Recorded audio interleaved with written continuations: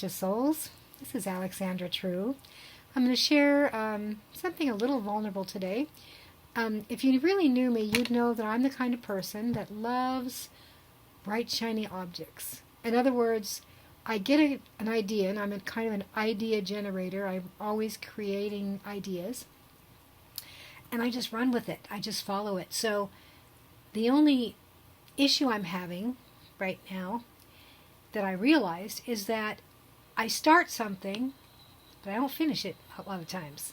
For example, I'm writing 4 books, all unfinished. I'm working on 3 paintings. I've abandoned a couple websites. I started embroidery about 20 years ago that I don't even know where it is now. I have 1,500 followers on Instagram, and I don't know why, because I don't post anything lately. I lost a bunch of weight, all but 10 pounds, and that last 10 pounds, ain't going anywhere. Not going to finish that. Not going to get to my goal weight.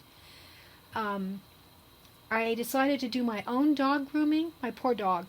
I did her legs, and the rest of it, she just looks like a walking fluff ball, because she's all furry on top, and her legs, it's hilarious. Anyway, so this internal critical voice started yammering about, God, you start that, you don't finish it, you're just, you have no motivation, So when I hear put downs about me, especially from me, right, I know something's terribly wrong.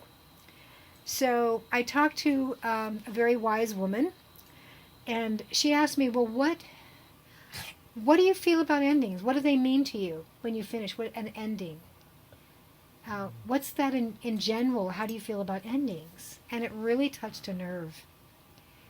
And the reason it did, immediately, of course, I thought about my husband, who is now on hospice at home with me. So we're in a transitional ending with our relationship right now. And of course, I just started to cry. And although denial is the first stage of grief, any warrior knows that the only way to get through, when you're out on that battlefield, the only way to get through is to face it head on, to confront that opponent, whoever it is or whatever it is, head on. And so that means to me, when I feel depressed or lonely, or some of the stages of grief, like anger or all those other ones, I want to welcome those feelings in somehow. I want to allow them, feel them in my body, allow them to be in my awareness, see if I can win them over somehow. Like, maybe there's a way that we can love each other and laugh together. Maybe there's this way we can become friends. And I especially need to have that, when I'm making graveside service arrangements and prearranging his memorial and, picking out photos for the slideshow for his memorial. And so I really let those feelings in. And they ended up, poetry is one thing I can usually finish, because I can usually do it in a sitting. So I wrote a poem called Sad Endings, and I'm going to share that with you, because that's what came out of this experience this month. Sad endings. Sad endings bring tears to my eyes, grimly ripping apart my heart. Sad endings leave me empty, snatching away a dream that was. Sad endings drag me down, holding me under with no breath. Sad endings knock me over, pushing me to the edge of sanity. Sad endings halt my hopes, abandoning a positive outcome. Sad endings steal my power, replacing it with sorrow. Sad endings disrupt my mind, even making it hard to finish this poem. So, after writing that, I wrote that on March 14th, 2022, I was in another class, and we were drawing hearts to ourselves. Because one thing I've learned about being home with my husband is to be kind to myself as much as I'm kind to him.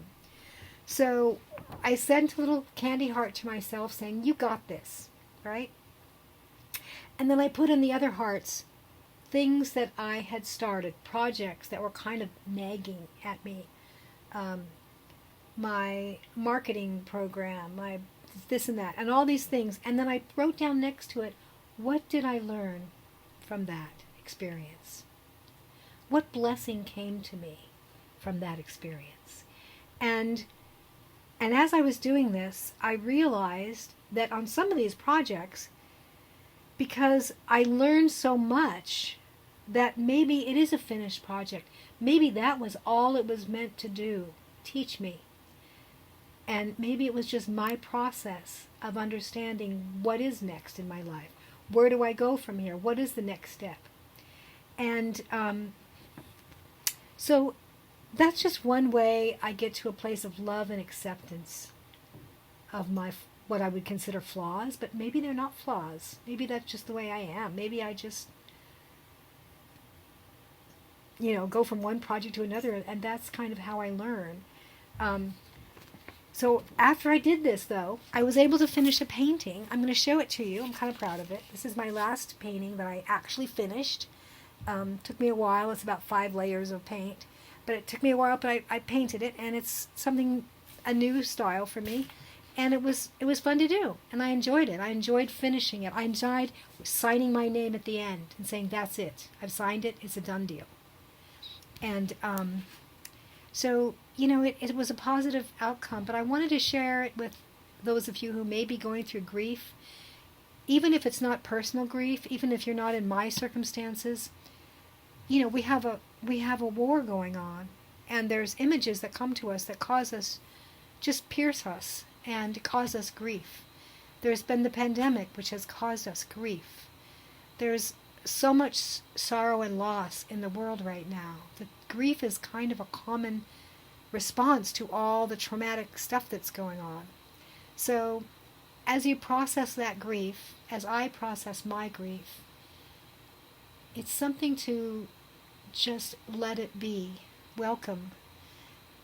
Count it all joy when you enter into trials.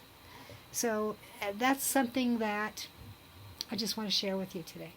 So thank you for staying with me for this long. I wish you well. Signing off. Bye-bye.